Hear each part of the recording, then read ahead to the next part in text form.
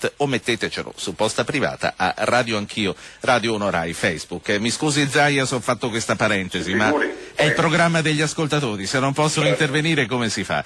Zaia, Lega Nord, è uno schiaffone come ha detto Maroni. Ma guardi, io penso che in realtà noi dobbiamo evitare di fare tutte le riflessioni di ragioneria più evoluta calcolando voti, percentuali, riferimenti, e dire che l'elettore ha dato dei segnali inequivocabili. Io penso che molti dei nostri elettori utilizzino il voto, lo hanno anche dimostrato in passato, per dare dei segnali, del resto non riescono tutti a presentarsi sulla porta di casa di Berlusconi o di qualcun altro per dire come la pensano.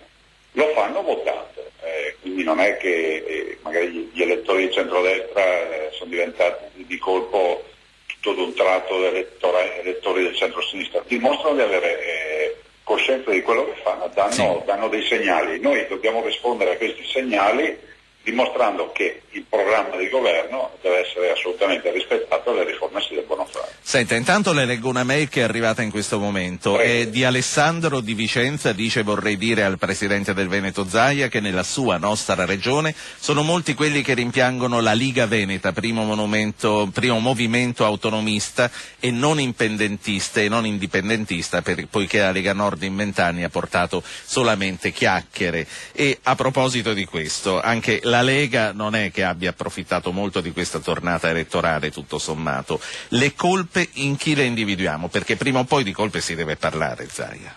Ma guardi, io le dico, le parlo del mio Veneto, noi abbiamo portato a casa un sacco di successi, per cui non mi sento di dire che in Veneto sia andata male. Vabbè, però in Lombardia, nelle altre regioni del nord, insomma, c'era ragione e c'era chi si aspettava di più dentro la Lega.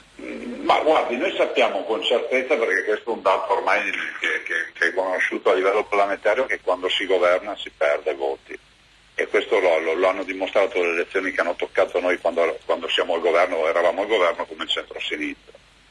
Direi che noi dobbiamo rispondere con una energica azione amministrativa e governativa, perché poi i cittadini sono i cittadini che conoscono i problemi della disoccupazione, dell'economia che comunque non funziona, delle riforme, della semplificazione, della burocrazia di questo Stato che comunque ha bisogno di essere riformato. I cittadini ci hanno mandato a Roma per governare, noi dobbiamo farlo. Zaia, lo chiederete un passo indietro a Berlusconi? Guardi, passi indietro o in avanti a Berlusconi non spetta a me a chiederli, anche perché io mi sono ritagliato un ruolo e ci credo fino in fondo a questo ruolo, che è quello che bisogna rispettare le gerarchie, ma soprattutto occuparsi di quello delle cose di cui ti devi occupare. Io faccio il governatore del Veneto, mi occupo del Veneto, per cui non mi occupo della politica del movimento, assolutamente no. Senta, le primarie del centrodestra potrebbero essere una soluzione?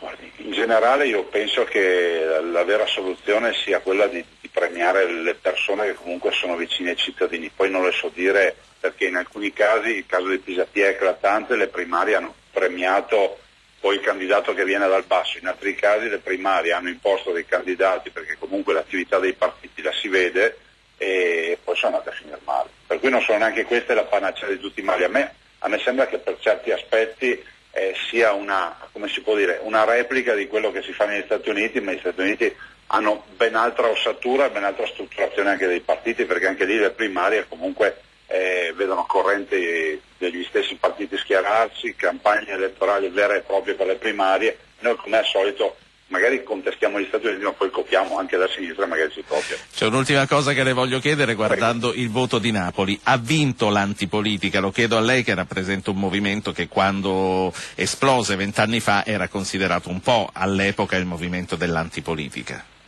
Guardi, io sono convinto di una cosa, magari mi sbaglio, che a Napoli i cittadini, per come conosco io i napoletani, hanno voluto votare non uno schieramento politico, non un'idea, ma una figura, nel senso che hanno scelto una figura e quindi hanno votato, hanno scelto di fatto un magistrato, cioè comunque hanno voluto dare un segnale. E penso che questo segnale sia assolutamente da soppesare per bene, cioè hanno scelto il dottor De Magistris, che comunque per il signor Rossi è un magistrato. Senta, un'ultimissima considerazione che poi è semplicemente una nota che ci manda un ascoltatore, Antonio da Roma. Prego. Dice: che sollievo, peccato che Berlusconi rimarrà attaccato alla sua poltrona, confido nella praticità di Bossi per staccare la spina, il federalismo lo può fare anche con Bersani. Pensa che sia possibile un ribaltone di questo tipo, auspicato da questo ascoltatore di Roma?